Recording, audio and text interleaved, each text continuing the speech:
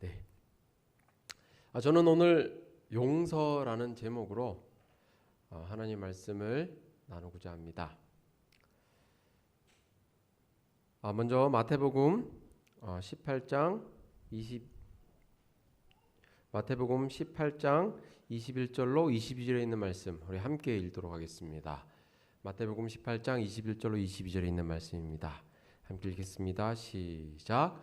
그때에 베드로가 나와 이르되 주여, 형제가 내게 죄를 범하면 몇 번이나 용서하여 주리이까? 7번까지 하오리이까? 예수께서 이르시되 내게 이르노니 7번뿐 아니라 7번을 70번까지라도 할지니라.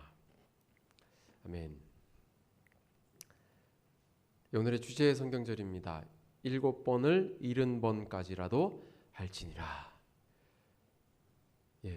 7번을 70번까지라도 용서를 하시면 오늘 설교는 끝입니다.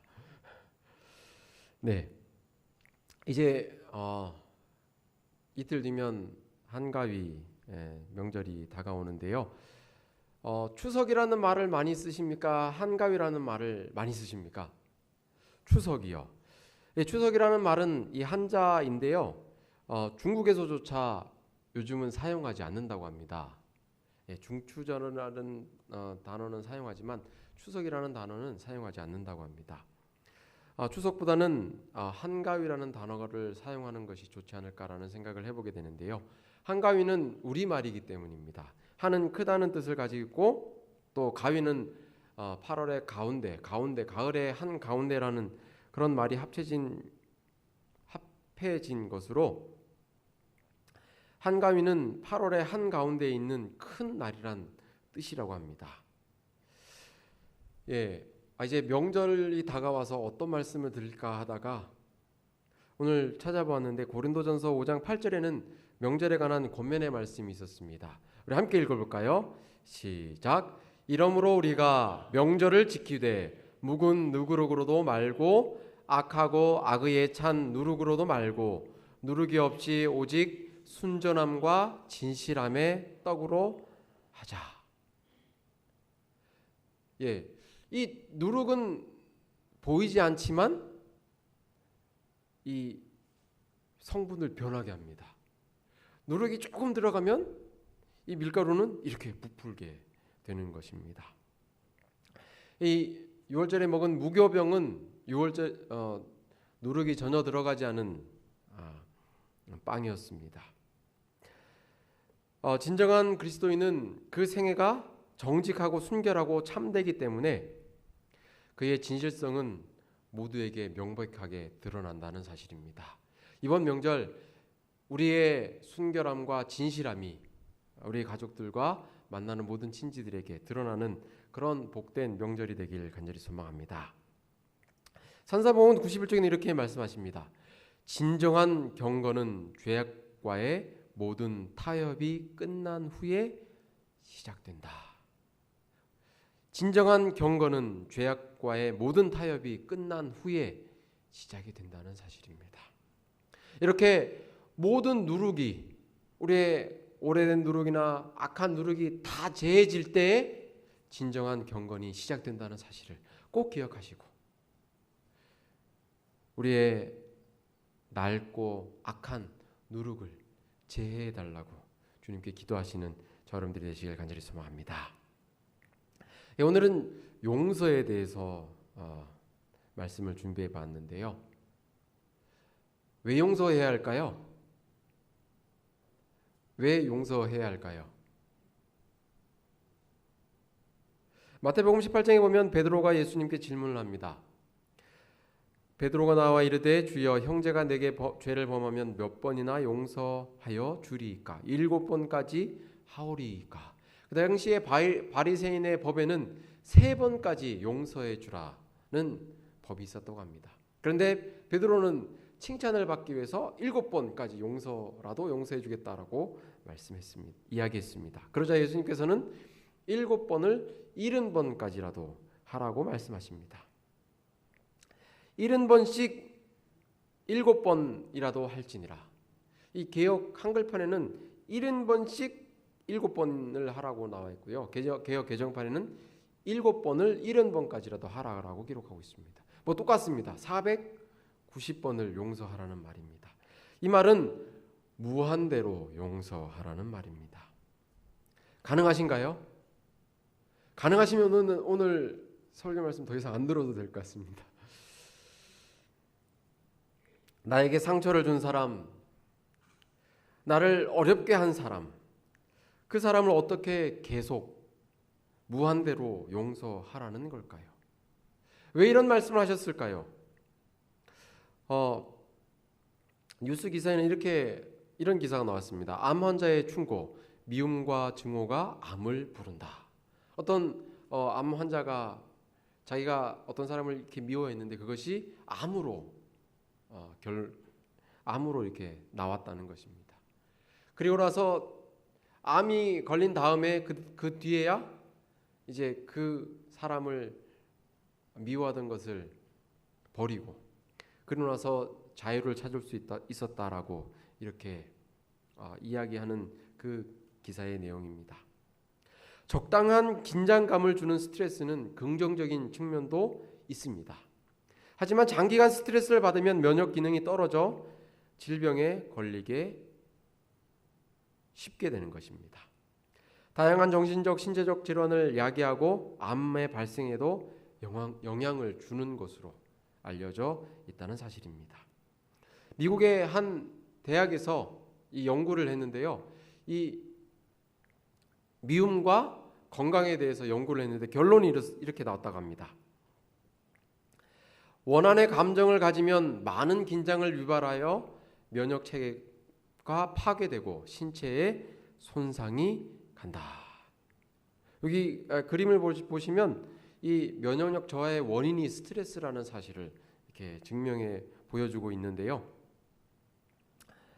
그렇습니다. 이 원한의 감정을 가지면 결국은 신체가 손상이 되고 결국은 큰 질병이 온다는 사실입니다.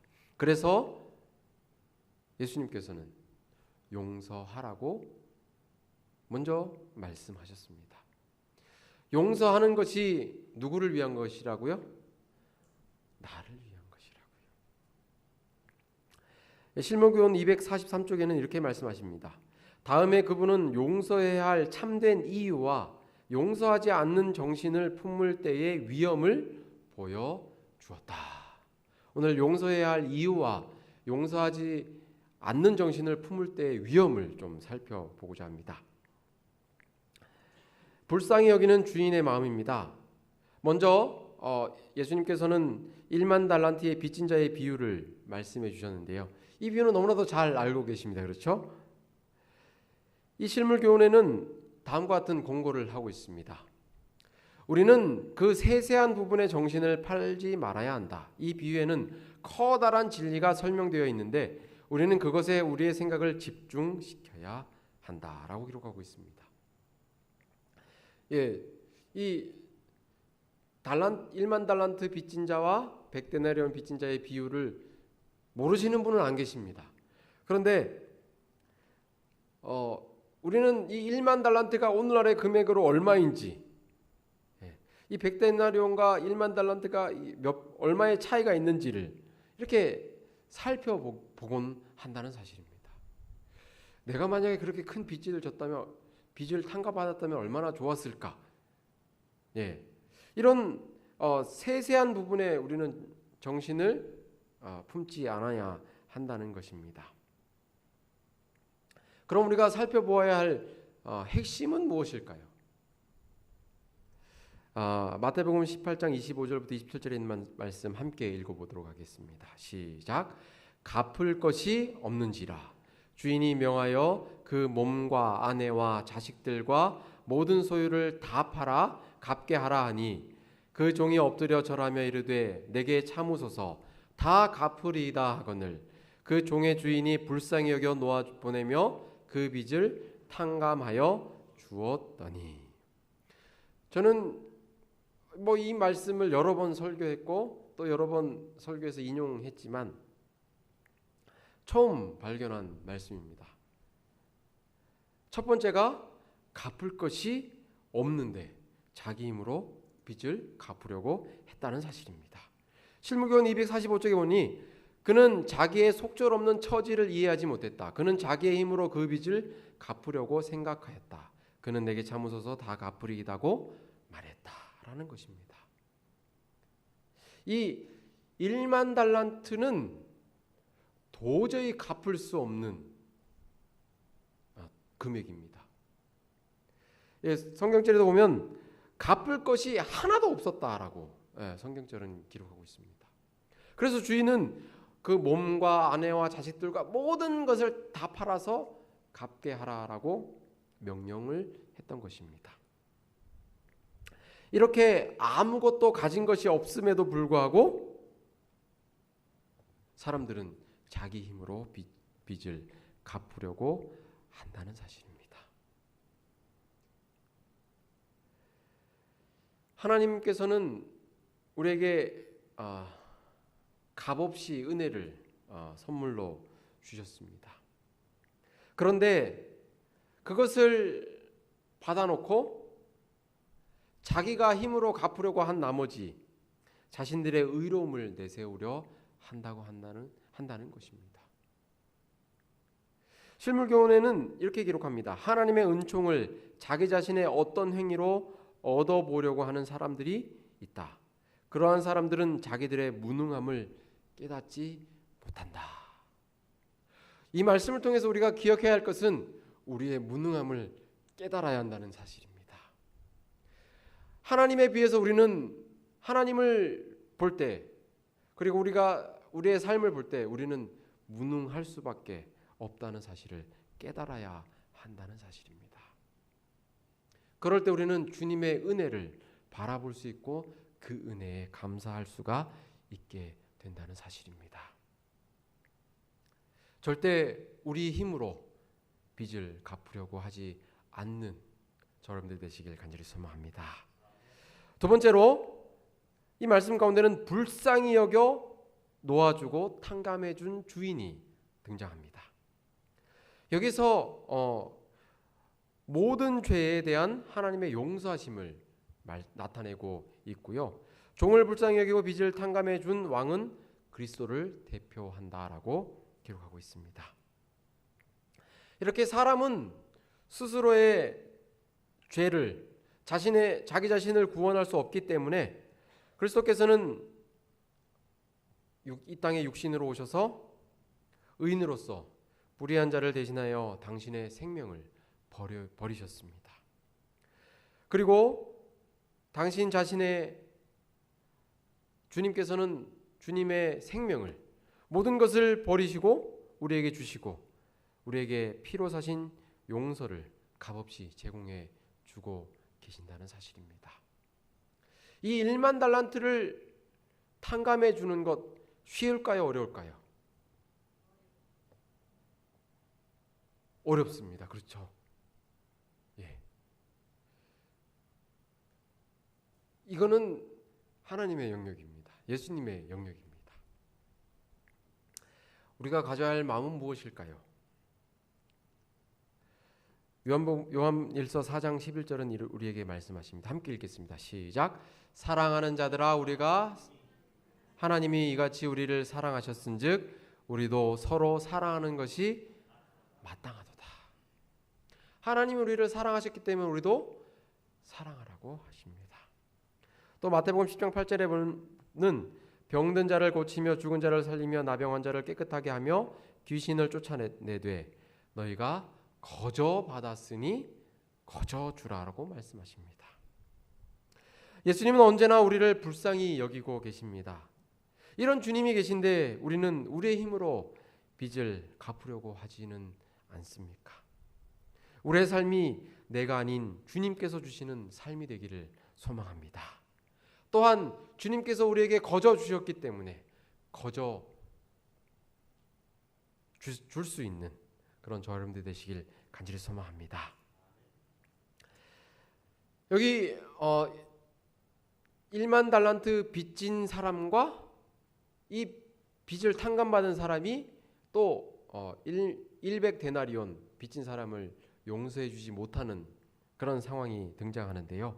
28절에 보면 그 종이 나가서 자기에게 100데나리온 빚진 동료 한 사람을 만나 붙들어 목을 잡고 이르되 빚을 갚으라 하매 그 동료가 엎드려 간구하여 이르되 나에게 참아 주소서.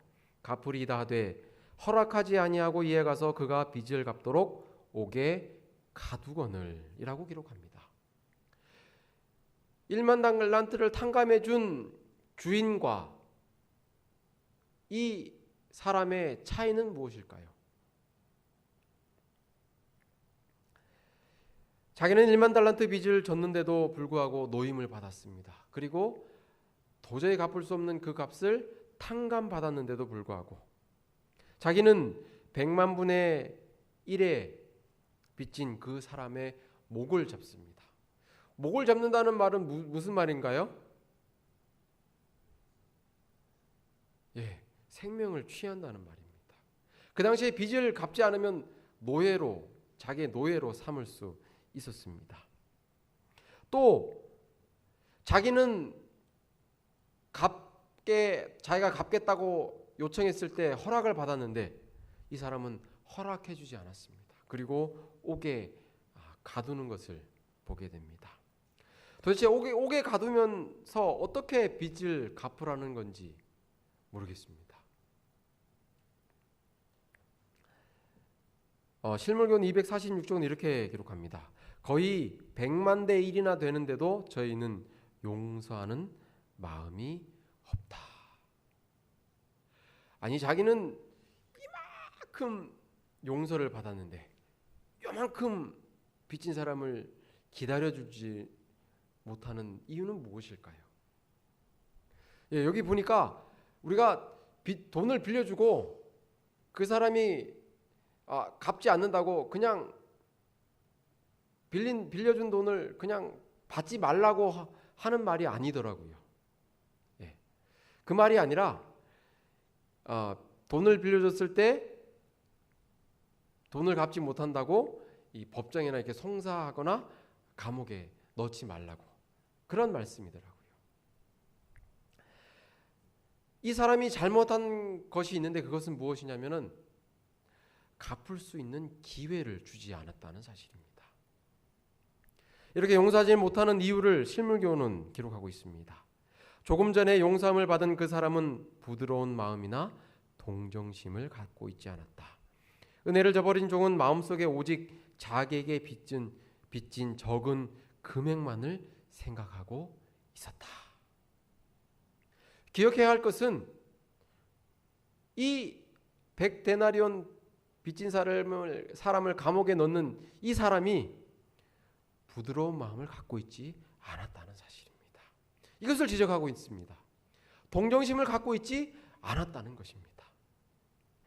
여기 계신 우리 모든 성도님들은 부드러운 마음과 동정심을 꼭 갖게 되시길 간절히 소망합니다.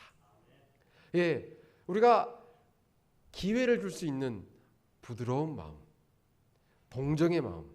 그 사람이 이렇게 해서 못 갚을 수 있겠구나. 기회를 더 줄 수 있는 그런 동정심의 마음을 갖게 되시길 소망합니다. 또한 이 사람이 용서하지 못한 이유는 빚진 적은 금액만을 생각하고 있었다는 사실입니다. 이 100데나리온도 작은 금액은 아니었습니다. 하지만 그는 상대방을 생각한 것이 아니라 그 금액만을 생각했기 때문에 용서하지 못했다는 사실입니다. 오늘 우리는 어떻습니까? 내가 빌려준 그 돈만 생각하고 있습니까? 아니면 그 상대방도 생각하고 있습니까? 우리 형제끼리, 우리 같은 형제끼리는 돈을 이렇게 이자를 주거나 이렇게 이자를 받기 위해서 이렇게 돈을 빌려주지 말라고 성경은 권면하고 있습니다. 또한 가까운 사람끼리는 돈을 빌려줄 때 돈을 준다는 생각을 하고 빌려주면은 결코 마음을 상하거나 신앙을 상하거나 그런 관계를 깨버리는 그런 일은 일어나지 않는다는 사실입니다. 1만 달란트 빚진 자의 교훈은 무엇일까요? 우리 실물교 250쪽에 있는 말씀 함께 읽어보겠습니다. 시작. 그대가 그대 자신에 대한 말을 하거나 무관심한 태도를 취하거나 또는 의심하고 불신하는 태도를 보임으로 인하여 한 영혼을 파멸시킬 수 있다. 이러한 영혼은 그의 마음을 감동시킬 동정어린 마음, 곧 맏형님 예수 그리스도의 마음을 가진 형제가 요구된다. 1만 달란트 빚진 자의 교훈은 무엇이냐면은 우리의 맏형님이신 예수 그리스도의 마음을 우리도 가져야 한다는 사실입니다. 예수님은 우리의 모든 죄를 다 용서해 주셨습니다. 우리의 지난 과거를 다 용서해 주셨고 우리의 혹시 모를 우리의 미래에 지을 그런 연약한 마음마저도 용서해 주시겠다고 약속하신 분이 예수님이시기 때문입니다. 우리에게도 이런 예수님의 마음을 가진 형제 자매가 성도님들이 되시길 간절히 소망합니다. 또한 이 용서를 위해서 필요한 것이 있습니다. 무엇이 필요할까요? 기도입니다. 그 영혼으로 하여금 자기를 굳게 잡아주는 동정어린 손길을 느끼게 하고 또 기도합시다라고 속삭임을 듣게 하면은 하나님께서는 그 사람과 우리 자신 두 사람 모두에게 풍성한 경험을 주실 것이라고 약속하셨습니다. 어떤 약속일지 어떤 약속을 주시는지 한번 살펴보겠습니다. 실물교훈 250쪽 함께 읽겠습니다. 시작. 기도는 우리들 사이를 연합시키는 동시에 하나님과 연합시킨다. 기도는 예수님을 우리의 곁으로 오시게 하고 낙심하고 고민하는 영혼들에게 세상과 육신의 정욕과 마귀를 이길 수 있는 새 힘을 준다. 기도는 사단의 공격을 물리치게 한다. 우리가 이런 마음을 가져야 한다는 사실입니다. 이 1만 달란트 빚진 사람이 100데나리온 빚진 사람에게 함께 기도하자고 속삭이고 함께 무릎 꿇고 기도했다면 연합시키고 하나님과 연합시키는 놀라운 경험을 했을 것입니다. 그렇게 하지 않았기 때문에 오늘 마태복음 18장은 우리에게 교훈을 주고 있습니다. 이 경험을 이 말씀을 통하여 우리는 용서를 위해서 함께 기도하는 놀라운 경험을 하게 되시길 간절히 소망합니다. 기도를 통해서 연합과 하나님과의 연합 그리고 예수님께서 함께 하시는 경험을 하고 사단을 이기는 새 힘을 얻는 그런 저와 여러분들이 되시길 주님의 이름으로 축원합니다. 실물교훈 251쪽은 우리에게 이렇게 말씀하십니다. 하나님의 용서하시는 자비가 바로 우리가 남을 용서하는 척도가 되어야 한다는 사실에 있다. 내가 너를 불쌍히 여김과 같이 너도 내 동관을 불쌍히 여김이 마땅하지 아니하냐. 우리가 남을 용서했기 때문에 용서함을 받는 것이 아니라 우리가 용서를 받았기 때문에 용서하는 것이라는 사실을 꼭 기억하시게 되길 간절히 소망합니다. 우리가 용서할 수 있는 그 비결은 하나님께서 나를 용서해 주셨다는 그 사실을 생각할 때, 주님을 바라볼 때 용서할 수 있다는 사실입니다. 모든 용서는 공로 없이 베푸시는 하나님의 사랑에 근거를 두고 있음을 꼭 기억하시는 여러분들이 되시길 간절히 소망합니다. 작가 해밍웨이가 이 단편 소설 가운데 용서하는 이야기가 등장합니다. 어느 스페인 아버지가 가출한 10대 아들을 찾는 광고를 이 에리베랄이라는 신문에 낸 이야기가 있는데요.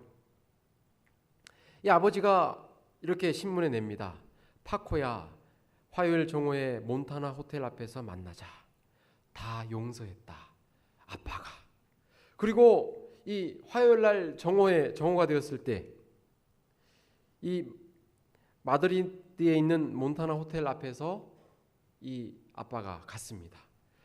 근데 이 몬타나 호텔 앞에는 800명의 파코라는 동일한 이름을 가진 젊은이가 모여 있었다는 사실입니다.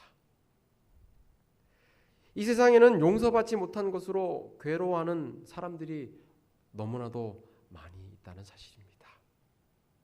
우리는 그런 용서받지 못함으로 인해서 마음에 슬픔과 괴로움이 있지는 않습니까?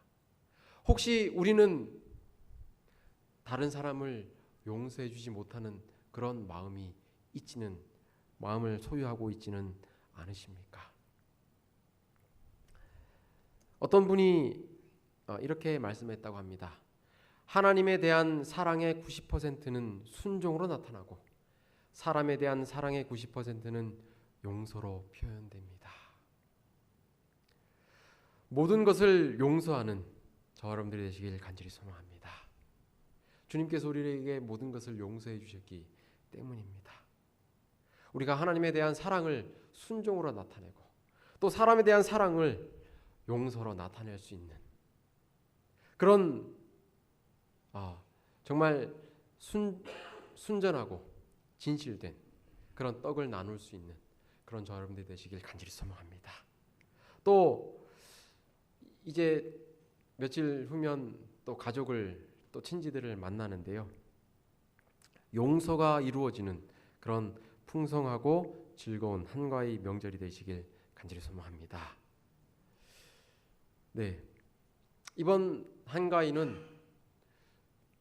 좋은 말만, 기분 좋게 하는 말만, 그리고 사랑하는 말만, 칭찬의 말만, 이런 말만 하고 모든 쌓였던 그런 감정들을 다 풀어버리는 아주 보름달 같은 그런 행복한 한가위가 되길 간절히 소망하면서 오늘 말씀을 드리겠습니다.